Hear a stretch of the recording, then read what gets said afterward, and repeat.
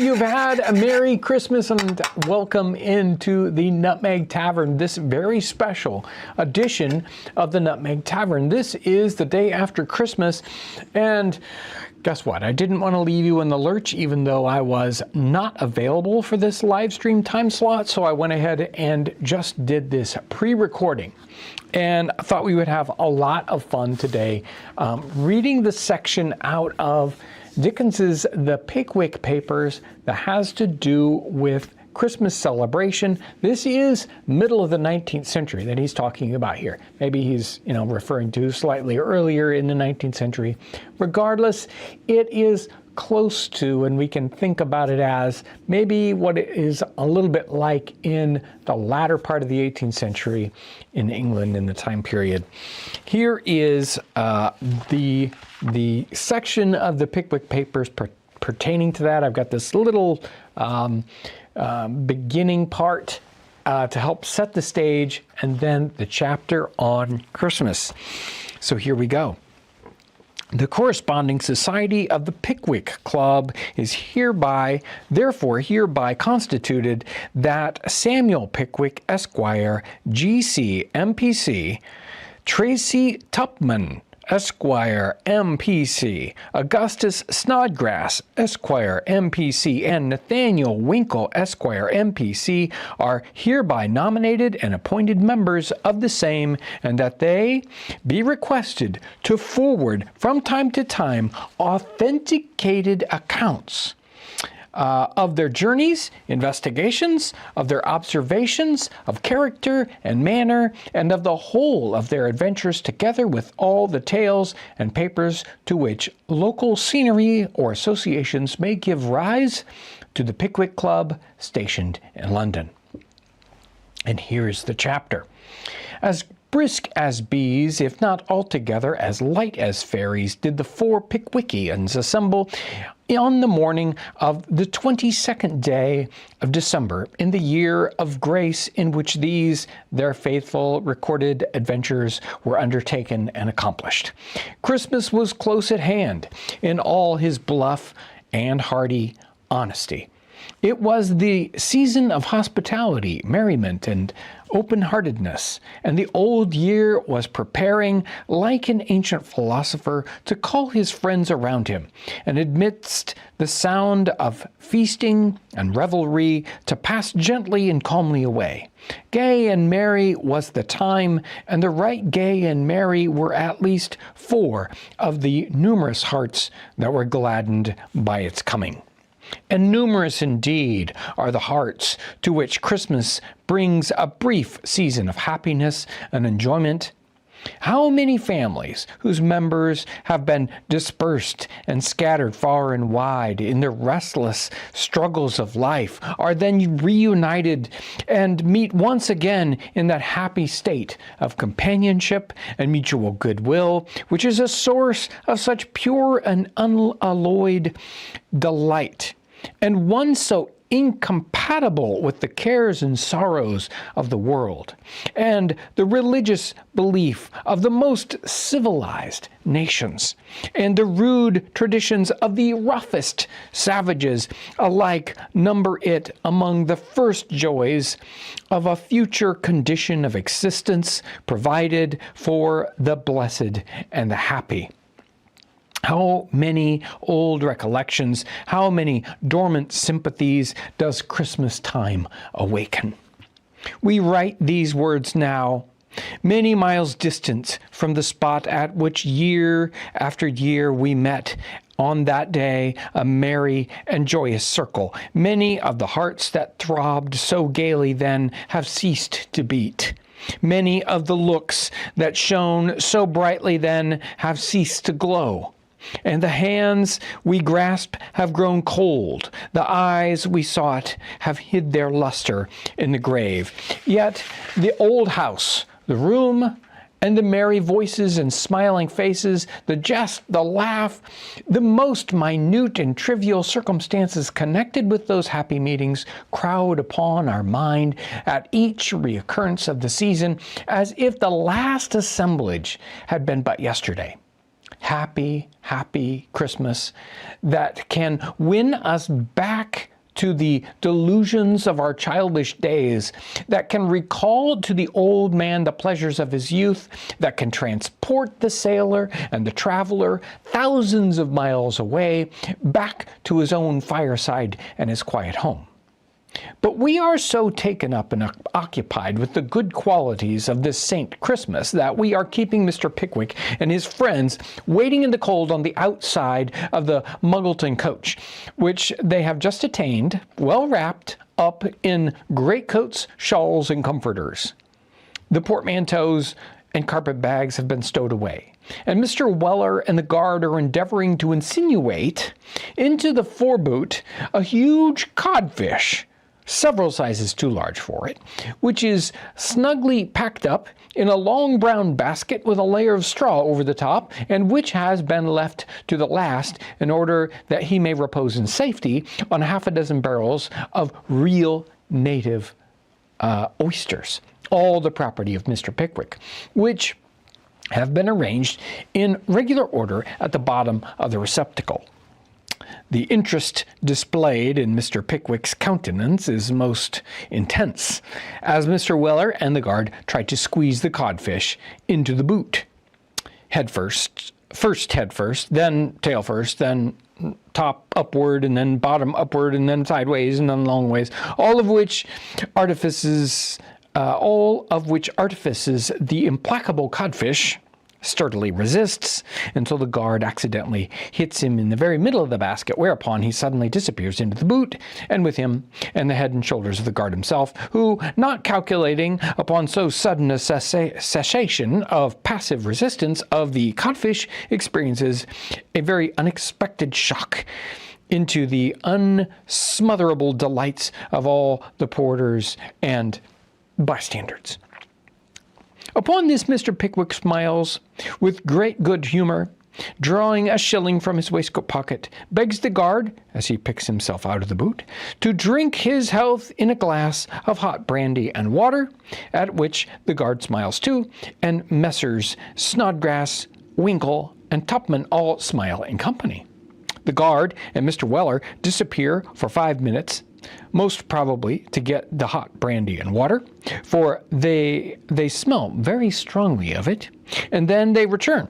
The coachman mounts to the box, Mr. Weller jumps up behind, and the Pickwickians pull their coats around their legs and their shawls over their noses. The helpers pull the horse cloths off. The coachman shouts out a merry, "All right," and away they go. They have rumbled through the streets and jolted over the stones, and at length reached the wide and open country. The wheels skim over the hard and frosty ground, and the horses, bursting into a canter at a smart crack of the whip, step along the road as if the load behind them, coaches, passengers, codfish, oyster barrels, and all were but a feather at their heels. They have descended a gentle slope and enter upon a level as compact and dry as a solid block of marble 2 miles long. Another crack of the whip, and on they speed, at a smart gallop, the horses tossing their heads and rattling the harnesses as if in exhilaration at the rapidity of their motion, while the coachman, holding the whip and the reins in one hand, takes off his hat with the other, resting it on his knees, and pulls out his handkerchief and wipes his forehead, partly because he has a habit of doing it, and partly because it is as well to show the passengers how cool he is, and what an easy thing it is to drive 4 in hand, and when you have had as much practice as he has. Having done this very leisurely, often the effect would be immaterially impaired, he replaces his handkerchief, pulls off his hat, adjusts his gloves, squares his elbows, cracks the whip again, and on they speed more merrily than before. A few small houses scattered on either side of the road betoken the entrance to some town or village. The lively notes of the guard key bugle vibrates in the clear, cold air and wakes up the old gentleman inside, who, carefully letting down the window sash halfway and standing sentry over the air, takes a short peep out, and then, carefully pulling it up again, informs the other inside that they're going to change directly, on which the other inside wakes himself up and determines to postpone his next nap until after the stoppage. Again, the bugle sounds lustily forth and rouses the cottager's wife and children, who, peeping out of the house door, and watch the coach till it turns the corner, when they once more crouch around a blazing fire and throw on another log of wood against father coming home, while father himself, a full half-mile off, has just exchanged a friendly nod with the coachman, and, turning around to take a good long stare at the vehicle as it whirls away. And now the bugle plays a lively air as the coach rattles through the ill-paved streets of a country town. And the coachman, undoing the buckle which keeps his ribbons together, prepares to throw them off the moment he stops.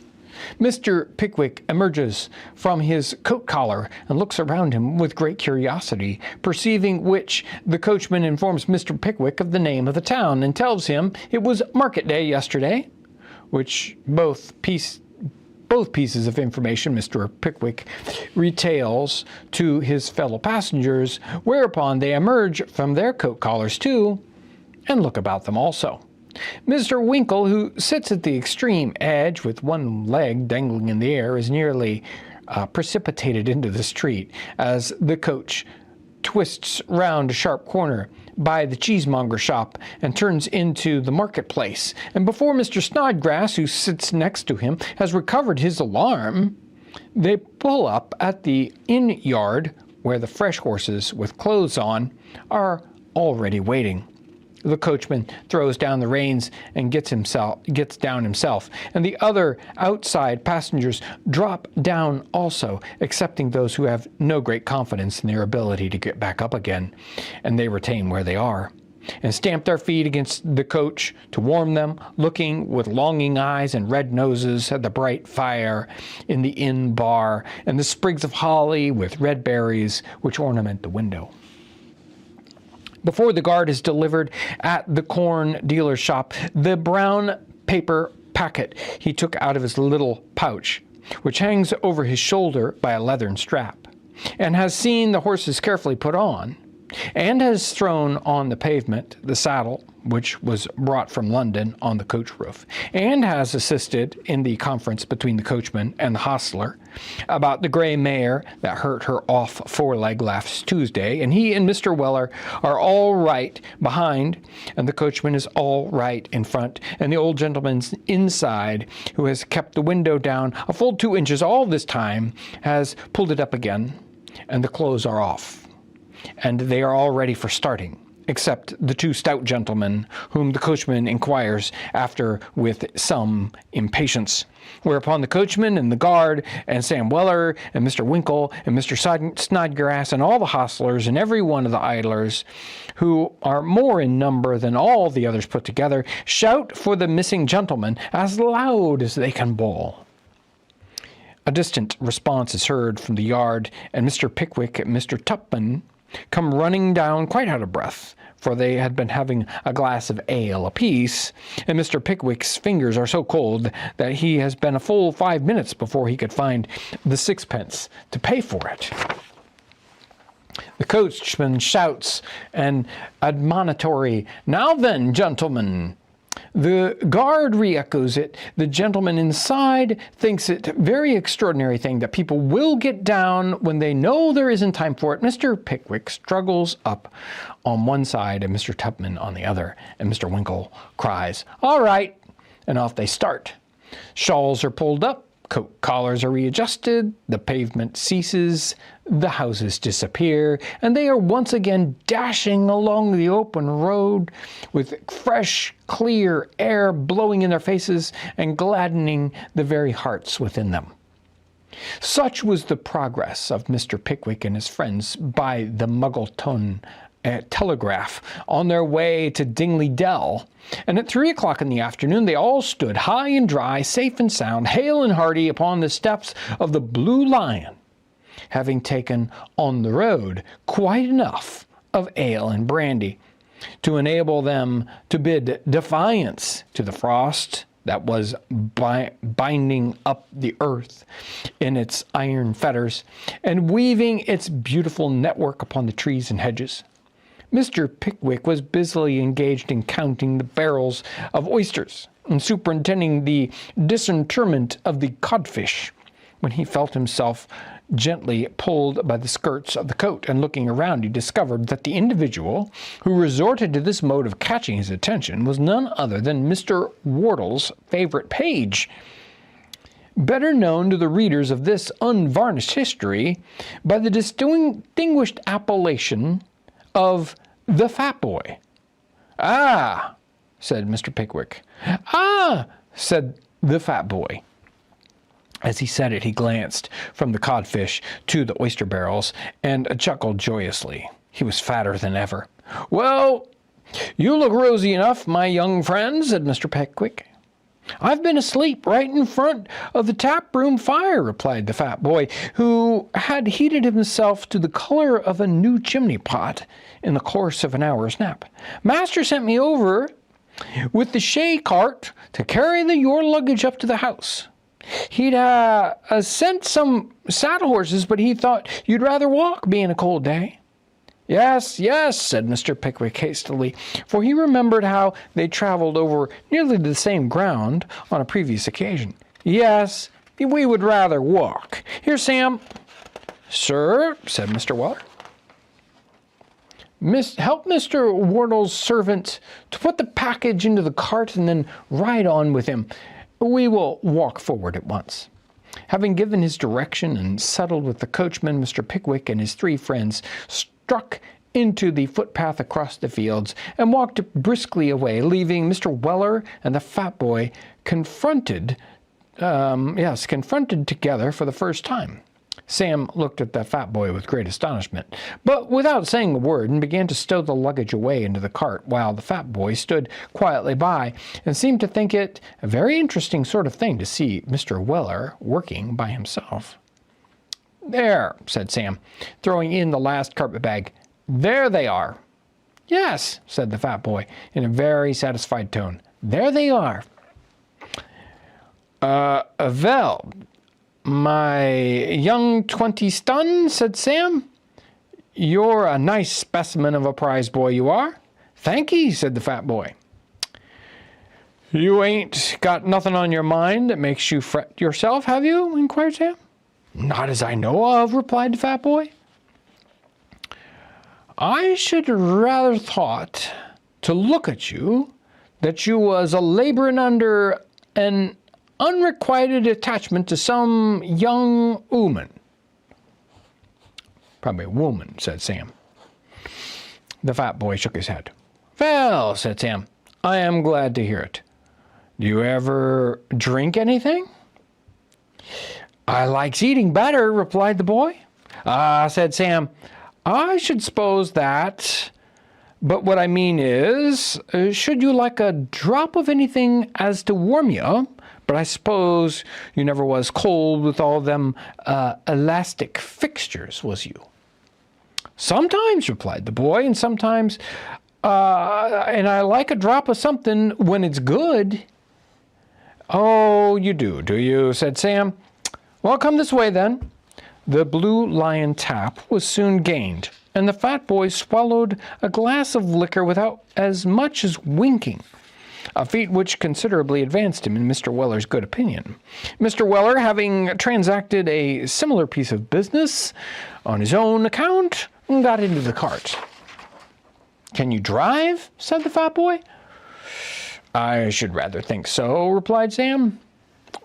"There then," said the Fat Boy, putting the reins into his hands and pointing up the lane. "It's as straight as you can go. You can't miss it." And with these words, the Fat Boy laid himself affectionately down by the side of the codfish, and placing an oyster barrel under his head for a pillow, soon fell fast.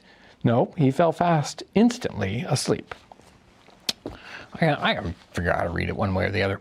Well, said Sam, of all the cool boys I ever set my eyes on, this here young gentleman is the coolest. Come, wake up, young Dropsy.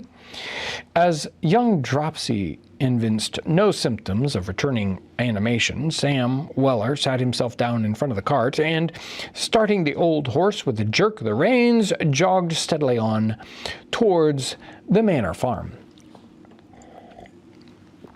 Meanwhile, Mr. Pickwick and his friends, having walked their blood into active circulation, proceeded carefully on. The paths were hard, the grass was crisp and frosty, the air had a fine, dry, bracing coldness, and the rapid approach of the great twilight, slate-colored is a better term in the frosty weather, made them look forward with pleasant anticipation to the comforts which awaited them at their hospitable entertainers.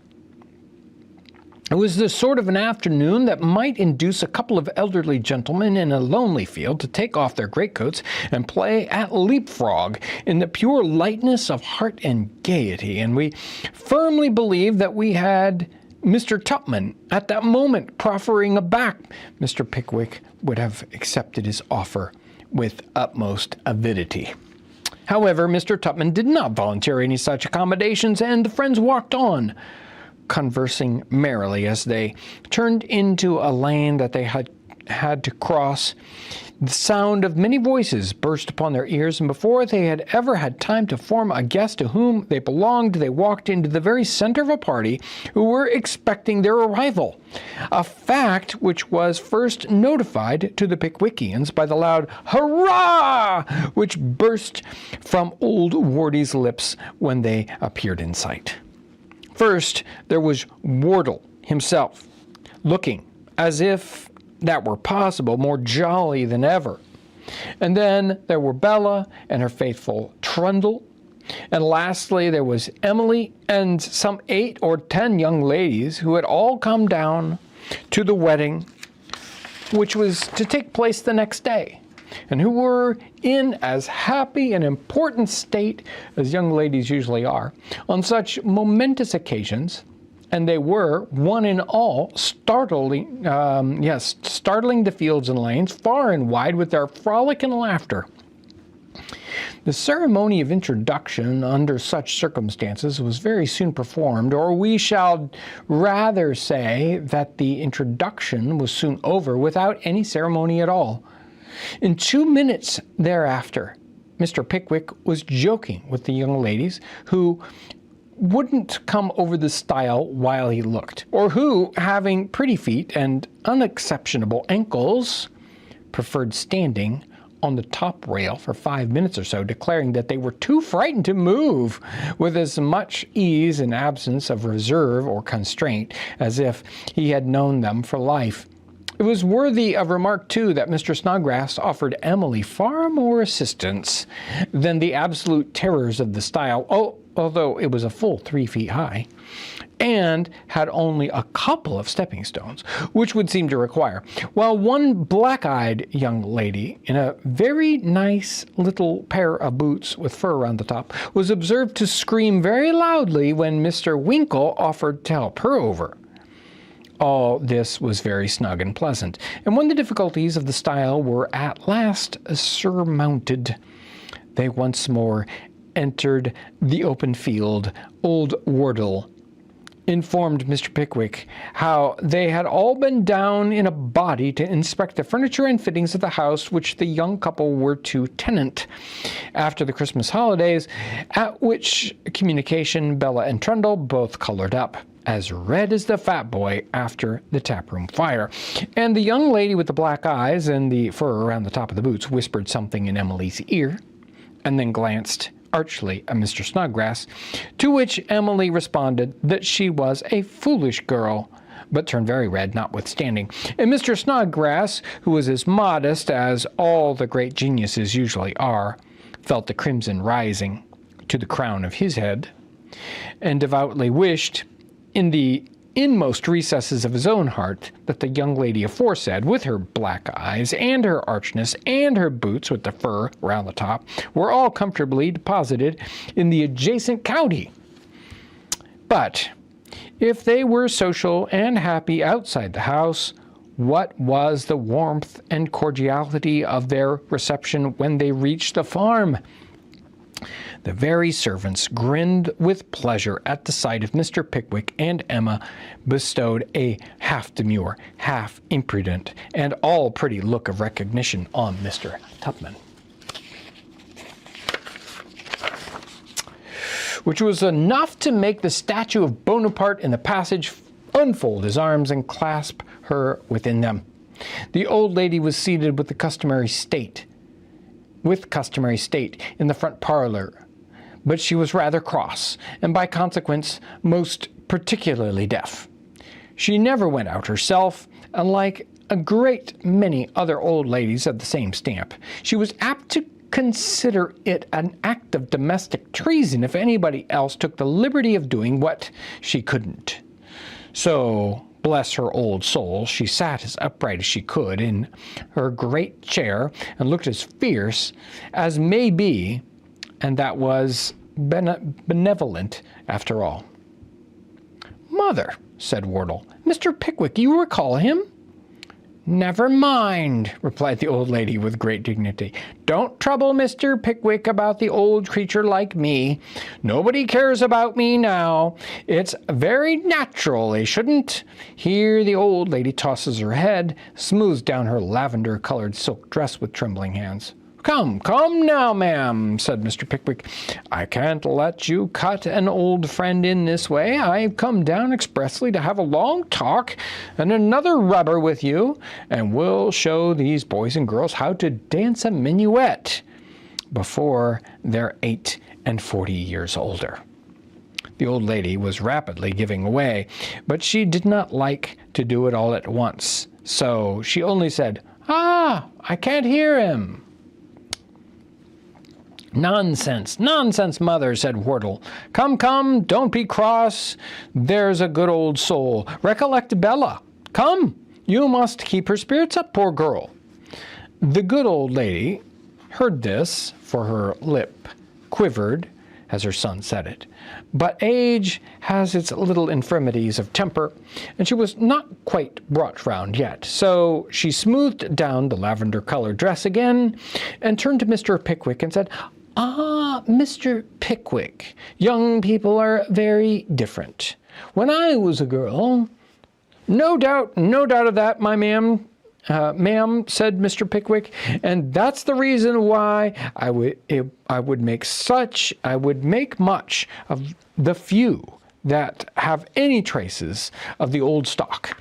In saying this, Mr. Pickwick gently pulled Bella towards him, bestowing a kiss upon her forehead, and bade her sit down on a little stool at her grandmother's feet. Whether the expression of her countenance, as it was raised towards the old lady's face, called up thought of older times, or whether the old lady was touched by Mr. Pickwick's affectionate good nature, or whatever was the cause, she was fairly melted. So she threw herself on her granddaughter's neck, and all ill humor evaporated in a gush of silent tears. A happy party they were that night. Sedate and solemn were the score of rubbers in which Mr. Pickwick and the old lady played together. Uproarious was the mirth of the round table, long after the ladies had retired. Did the hot elder wine, well qualified with brandy and spice, go round and round and round again, and sound was the sleep, and pleasant were the dreams that followed. It was a remarkable fact that those of Mr. Snodgrass's bore constant reference to Emily Wardle, and that the principal figure in Mr. Winkle's visions was a young lady with black eyes and an arch smile and a pair of remarkably nice boots with fur around the top. Mr. Pickwick was awakened early in the morning by a hum of voices and a pattering of feet sufficient to rouse even the fat boy from his heavy slumbers. He sat up in bed and listened. The female servants and female visitors were running constantly to and fro, and there was such multitudinous demands for hot water, such repeated outcries for needles and thread, and so many half-suppressed entreaties of, "Oh, do come, and tie me, dear, there's a dear," that Mr. Pickwick, in his innocence, began to imagine that something dreadful must have occurred when he grew more awake and remembered the wedding. The occasion being an important one, he dressed himself with particular care and descended into the breakfast room.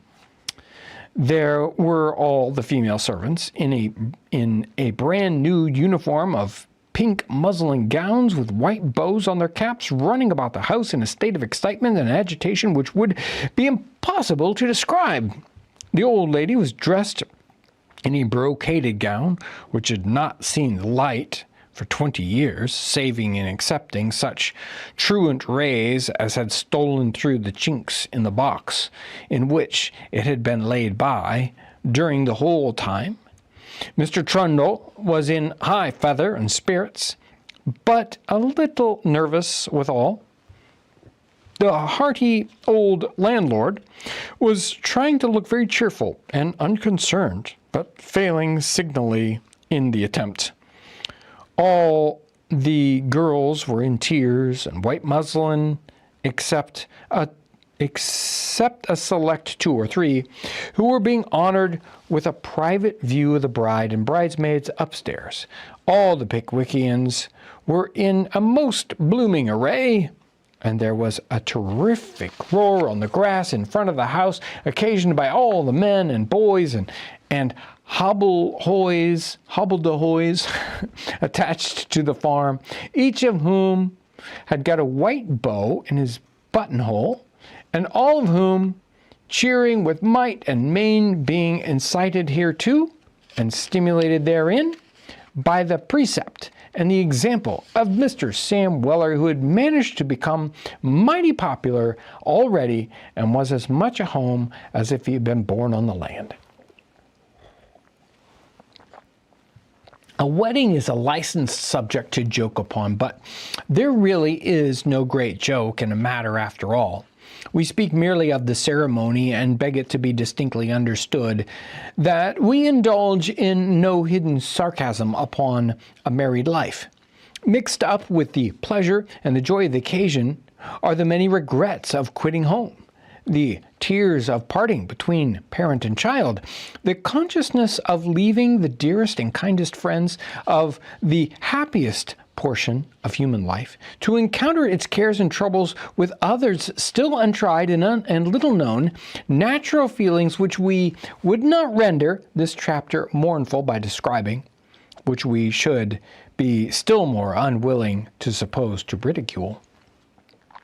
Let us briefly say, then, that the ceremony was performed by the old clergyman in the parish church of Dingley Dell, and that Mr. Pickwick's name is attached to the register still preserved in the vestry thereof, that the young lady with the black eyes signed her name in a very unsteady and tumultuous manner, that Emily's signature as the other bridesmaid is nearly ineligible, and that it all went well off in a very admirable style, and that the young ladies generally thought it far less shocking than they expected, and that although the owner of the black eyes and the arch smile informed Mr. Wardle that she was sure she could never submit to anything so dreadful, they had the very best reasons for thinking she was mistaken.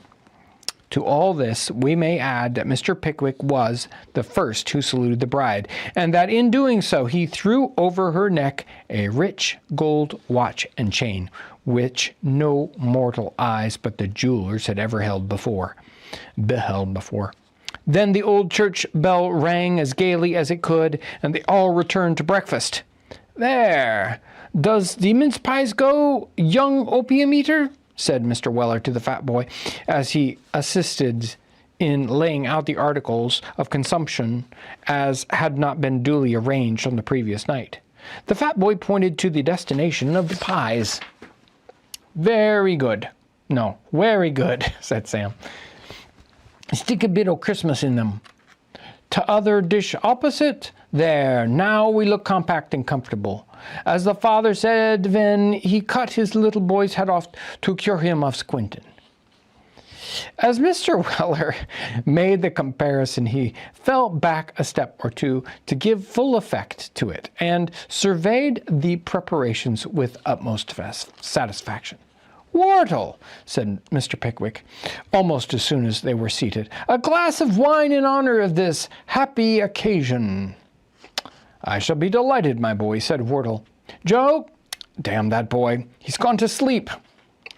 "Now I ain't, sir," replied the fat boy, starting up from a remote corner where, like the patron saint of fat boys, the immortal Horner, he had been devouring a Christmas pie, though not with the coolness and deliberation which characterized that young gentleman's proceedings.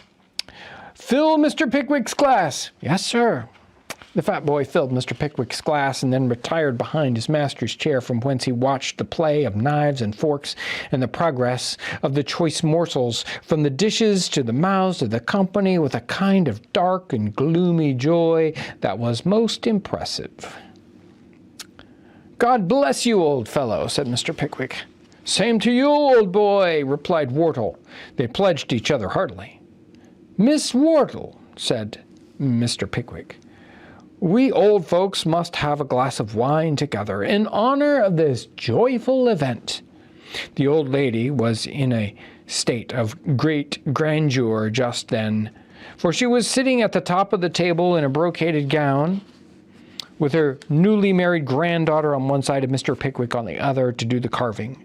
Mr. Pickwick had not spoken in a very loud tone, but she understood him at once, and drank off a full glass of wine to his long life and happiness, after which the worthy old soul launched forth into a minute and particular account of her own wedding, with a dissertation upon the fashion of wearing high-heeled shoes, and some particulars concerning the life and adventures of the beautiful Lady Tallimglower,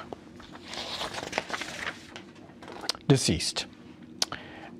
At all of which the old lady herself laughed very heartily indeed, and so did the young ladies too, for they were wondering among themselves what on earth Grandma was talking about. When they laughed, the old lady laughed 10 times more heartily, and that there always had been considerable capital stores which caused them all to laugh again, put the old lady in the very best humors. Then the cake was cut and passed through the ring. The young ladies saved pieces to put under their pillows, to dream of their future husbands on, and a great deal of blushing and merriment was thereby occasioned. "Mr. Miller," said Mr. Pickwick to his old acquaintance, the hard-headed gentleman, "a glass of wine?" "With great satisfaction, Mr. Pickwick," replied the hard-headed gentleman solemnly. "You'll take me in?" said the benevolent old clergyman. "And me?" interposed his wife. And me," said a couple of poor relations at the bottom of the table, who had eaten and drunk very heartily and had laughed at everything. Mr. Pickwick expressed his heartfelt delight at every additional suggestion, and his eyes beamed with hilarity and cheerfulness. "Ladies and gentlemen," said Mr. Pickwick, suddenly rising. "Hear, hear, hear, hear," cried Mr. Weller in the excitement of his feelings. "Calling all the servants," cried old Wardle, interposing to prevent the public rebuke of Mr. Weller would otherwise most indubitably have received from his master. "Give me a glass of wine each to drink the toast in. Now, Pickwick." Amidst the silence of the company, the whispering of the women servants, and the awkward embarrassment of the men, Mr. Pickwick proceeded, "Ladies and gentlemen." "No, I won't say ladies and gentlemen. I'll call you my friends, my dear friends, if the ladies will allow me to take such a great liberty." Here Mr. Pickwick was interrupted by the immense applause from the ladies, echoed by the gentlemen, during which the owner of the eyes was distinctly heard to state that she could kiss that dear Mr. Pickwick. Whereupon Mr. Winkle gallantly inquired if it couldn't be done by a deputy, to which the young lady with the black eyes replied, "Go away," and accompanied the request with a look that said as plainly as the look could do, "If you can." My dear friends, resumed Mr. Pickwick, I am going to propose the health of the bride and the bridegroom. God bless them. Cheers and tears. My young friend Trundle, I believe to be a very excellent and manly fellow, and his wife I know to be very amiable and a lovely girl, well qualified to transfer to another sphere of action the happiness which for 20 years she had diffused around her in her father's house. Here the fat boy burst forth into stentorious blubberings, and was led forth by the coat collar by Mr. Weller. I wish, added Mr. Pickwick, I wish I was young enough to be her sister's husband. Cheers. But failing that, I am happy to be old enough to be her father, for being so I shall not be suspected of any latent designs, which I say that I admire, esteem, and love them both. Cheers and sobs. The bride's father, our good friend there, is a noble person, and I am proud to know him. Great uproar. He is a kind, excellent, independent-spirited, fine-hearted, hospitable, liberal man. Enthusiastic shouts from the poor relations, with all the adjectives, and especially at the last two. That his daughter may enjoy all the happiness even he can desire, and that he may derive from the contemplation of her felicity all the gratification of heart and peace of mind which he so well deserves, is, I am persuaded, our united wish. So let us drink their healths, and wish them a prolonged life and every blessing. Mr. Pickwick concluded amidst a whirlwind of applause, and once more were the lungs of the supernumeraries, under Mr. Weller's command, brought into active and efficient operation.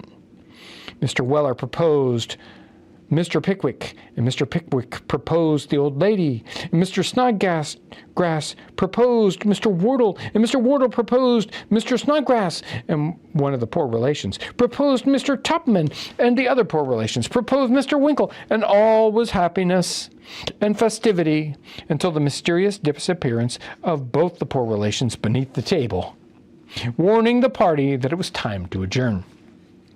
At dinner they met again, after a 25-mile walk undertaken by the males of Wardle's recommendation to get rid of the effects of the wine at breakfast. The poor relations had kept in bed all day with the view of attaining the same happy consummation, but as they had been unsuccessful, they stopped there. Mr. Weller kept the domestics in a state of perpetual hilarity, and the fat boy divided his time into a small alternate allotments of eating and sleeping. The dinner was as hearty affair as breakfast, and was quite as noisy, without the tears. Then came the dessert and some more toasts, and then came tea and coffee, and then the ball. The best sitting room at Manor Farm was a good long dark-paneled room with a high chimney-piece and capacious chimney, up which you could have driven one of the new patent cabs, wheels and all. At the upper end of the room, seated in a shady bower of holly and evergreens, were the two best fiddlers and the only harp in all Muggleton. In all sorts of recesses and all kinds of brackets stood massive old silver candlesticks with 4 branches each. The carpet was up, the candles burned bright, the fire blazed and crackled on the hearth, merry voices and light-hearted laughter rang through the room.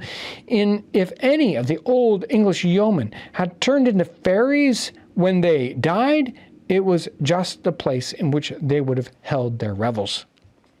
If anything could have added to the interest of this agreeable scene, it would have been the remarkable fact of Mr. Pickwick's appearing without his gaiters for this first time within memory of his oldest friends. "You mean to dance?" said Wardle. "Of course I do," replied Mr. Pickwick. "Don't you see I am dressed for the purpose?" Mr. Pickwick called attention to his speckled silk stockings and smartly tied pumps. "You? In silk stockings?" exclaimed Mr. Tupman, joculous, yes, like that. "And why not, sir, why not?" jocosely is the word I wanted to say. "Why not?" said Mr. Pickwick, turning warmly upon him. "Oh, of course, there is no reason why you shouldn't wear them," responded Mr. Tupman. "I imagine not, sir, I imagine not," said Mr. Pickwick in a very peremptory tone. Mr. Tupman had contemplated a laugh, but he found it was a serious matter. So he looked grave and said that they were a pretty pattern. "I hope they are," said Mr. Pickwick, fixing his eye upon his friend. "You see nothing extraordinary in the stockings." "As stockings? I trust you, sir." Certainly not," replied Mr. Tupman. He walked away, and Mr. Pickwick's countenance resumed its customary benign expressions. "We are all ready, I believe," said Mr. Pickwick, who was stationed with the old lady at the top of the dance and had already made 4 false starts in his excessive anxiety to commence. "Then begin at once," said Wardle. "Now." Up struck the 2 fiddles and 1 harp, and off went Mr. Pickwick into hands across, when there was a general clap of hands and a cry of "Stop! Stop!" "What's the matter?" said Mr. Pickwick, who was only brought to by the fiddles and the harp desisting, and could have been stopped by no other earthly power if the house had been on fire. "Where is Arbella Allen?" cried a dozen voices. "And Winkle?" added Mr. Tupman. "Here they are," exclaimed that gentleman, emerging with his pretty companion from the corner. As he did so, it would have been hard to tell which was redder in the face, he or the young lady with the black eyes. "What an extraordinary thing it is, Miss Winkle," said Mr. Pickwick, rather pettishly, "that you couldn't have taken your place before." "Not at all extraordinary," said Mr. Winkle. "Well," said Mr. Pickwick, with a very expressive smile, as his eyes rested on Arbella. "Well, I don't know that it was extraordinary, either, after all." However, there was no time to think more about the matter, for the fiddles and the harp began in real earnest. Away went Mr. Pickwick, hands across, down the middle to the very end of the room, and halfway up the chimney, back again to the door.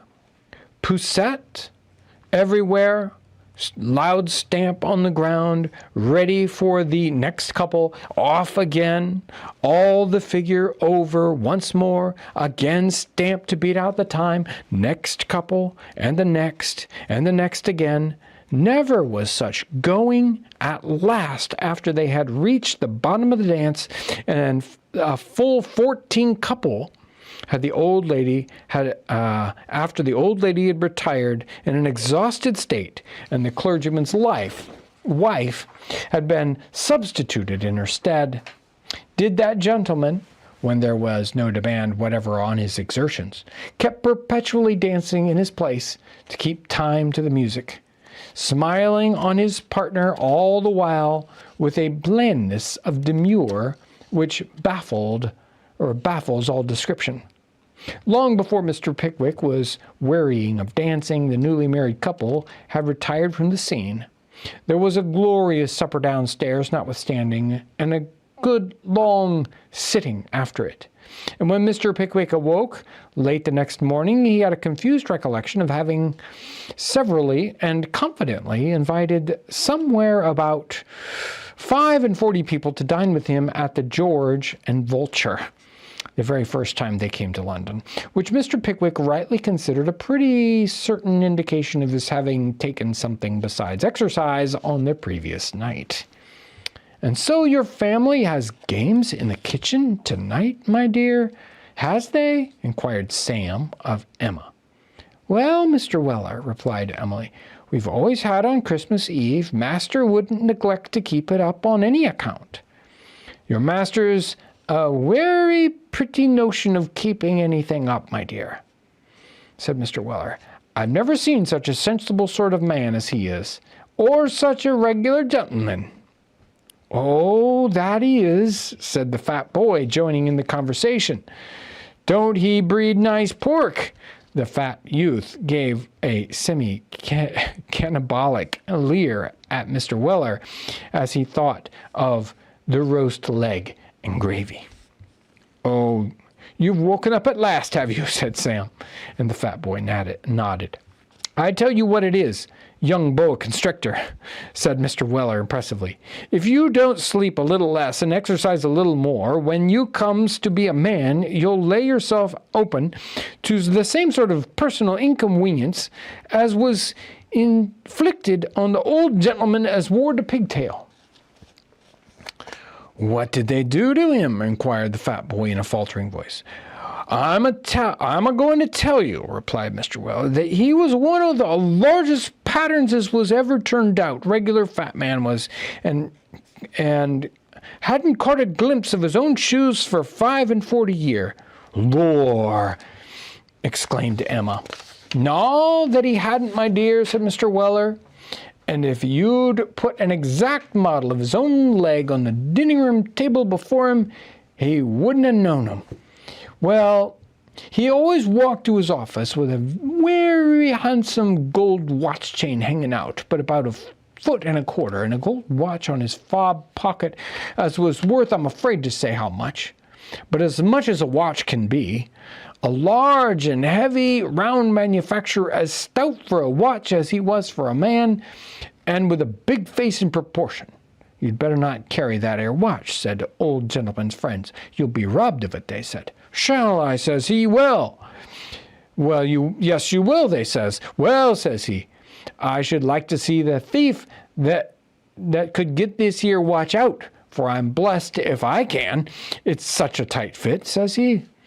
'And whenever I wants to know what o'clock it is, I imagine I'm obliged to stare in the baker's shop,' says he. Well," then he laughs as hearty as if he was a-going to pieces, and out he walks again with his powdered head and pigtail, and rolls down the Strand with the chain hanging out further than ever, and a great round watch almost busting through his grey kersey smalls. When there weren't a pickpocket in all London as didn't take a pull at that watch, but the chain had never broke, and the watch had never come out. So soon they got tired of dragging such an old heavy gentleman along the pavement, and he'd go home and laugh till his pigtail vibrated like a pendulum on an old Dutch clock. At last one day, the old gentleman was a-rolling along and sees pickpocket that he knows by sight a-coming up arm in arm with a little boy with a very large head. 'Here's a game,' says the old gentleman to himself. 'They're a-going to try another. They're going to have another try, but it won't do.' So he begins chuckling weary heartily, when all of a sudden the little boy leaves hold of the pickpocket's arm and rushes head foremost straight in the old gentleman's stomach, and for a moment doubles him right up with pain. 'Murder!' says the old gentleman. 'All right, sir,' says the pickpocket, a-whispering in his ears, and when he comes straight again, the watch and the chain was gone. And that's the worst than that. The old gentleman's digestion was all wrong ever afterwards, to the very last day of his life. So just you look about you, young feller, and take care you don't ever get fat." And Mr. Weller concluded his moral tale, with which the fat boy appeared much affected. They all three repaired to the large kitchen, in which the family were by this time assembled, according to annual custom on Christmas Eve, observed by Ord Wardle's forefathers from time immemorial. From the center of the ceiling of the kitchen, Ord Wardle had just suspended, with his own hands, a huge branch of mistletoe. And the same branch of mistletoe instantaneously gave rise to a scene of general and most delightful struggling and confusion, in the midst of which Mr. Pickwick, with a gallantry that would have done honor to the descendant of Lady Tullamglower herself, took the old lady by the hand and led her beneath the mystic branch and saluted her with all courtesy and decorum. The old lady submitted to this piece of practical politeness with all the dignity which befitted so important and a serious solemnity. But the younger ladies, not being so thoroughly imbued with a superstitious veneration of the custom, or imagining that the value of a salute is very much enhanced if it cost a little trouble to obtain it, screamed and struggled and ran into corners and threatened to and remonstrated and did everything but leave the room until some of the less adventurous gentlemen were on the point of desisting, when they all at once found it useless to resist any longer and submitted to be kissed with good grace. And Mr. Winkle kissed the young lady with the black eyes, and Mr. Snodgrass kissed Emily, and Mr. Weller, not being particularly about the form of being under the mistletoe, kissed Emma and the other female servants just as he caught them. As to the poor relations, they kissed everybody, not even excepting the plainer portions of the young lady visitors who, in their very excessive confusion, ran right under the mistletoe as soon as it was hung up, without knowing it. Wardle stood with his back to the fire, surveying the whole scene, which with the utmost satisfaction, and the fat boy took the opportunity of appropriating his own for his own use, and summarily devouring a particularly fine mince pie that had been carefully put by for somebody else. Now the screaming had subsided, and the faces were in a glow, and the curls in a tangle, and Mr. Pickwick, after kissing the old lady, as before mentioned, was standing under the mistletoe looking with a very pleased countenance on all that had passed around him, when the young lady with the black eyes, after a little whispering with the other young ladies, made a sudden dart forward, and putting her arm around Mr. Pickwick's neck, saluted him affectionately on the left cheek, and before Mr. Pickwick distinctly knew what was the matter, he was surrounded by the whole body and kissed by every one of them. It was a pleasant thing to see Mr. Pickwick in the center of the group, now pulled this way and then that way, and first kissed on the chin, and then on the nose, and then on the spectacles, and to hear the peals of laughter which were raised on every side.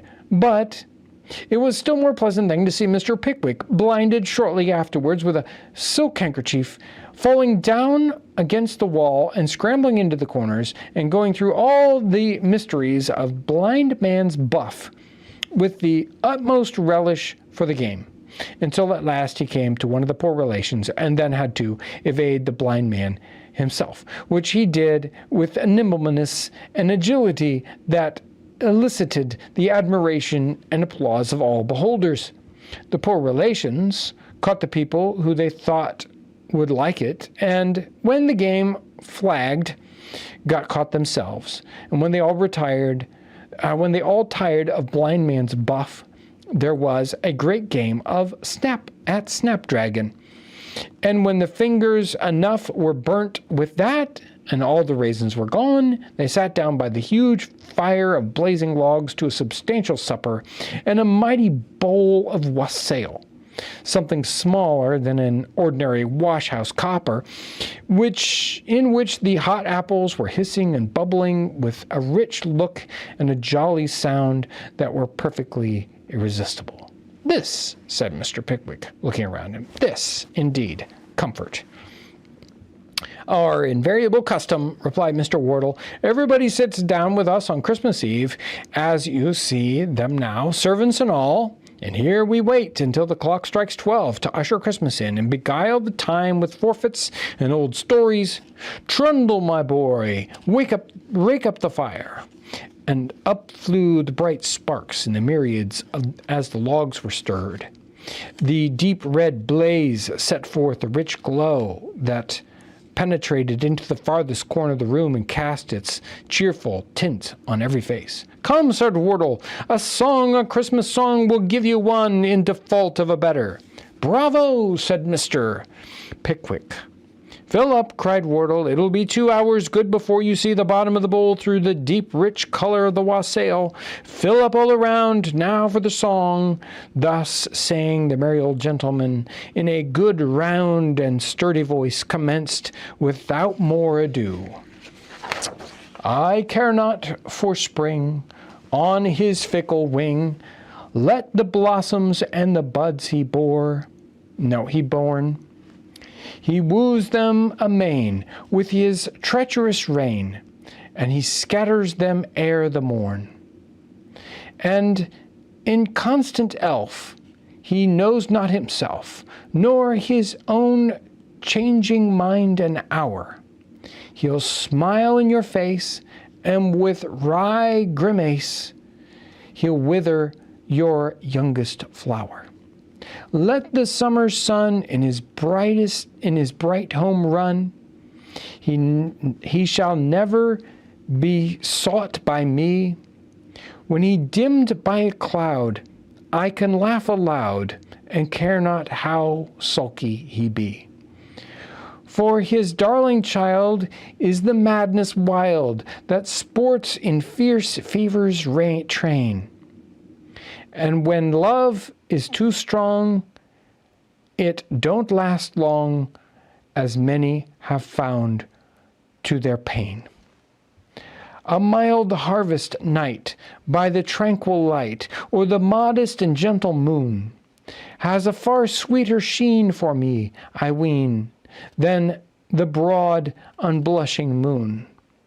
But every leaf awakens my grief, as it leath upon the tree. So let autumn air be never so fair, it by no means agrees with me. But my song I troll out for Christmas stout, the hearty, the true, and the bold. A bumper I drain, and with might and main give 3 cheers for this Christmas old.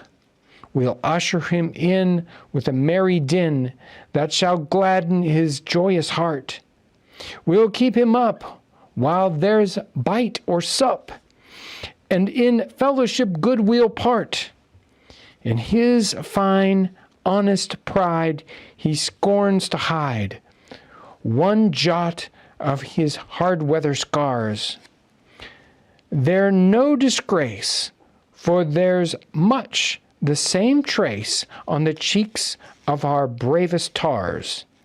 Then again I sing till the roof doth ring, and it echoes from wall to wall, to the stout old wight,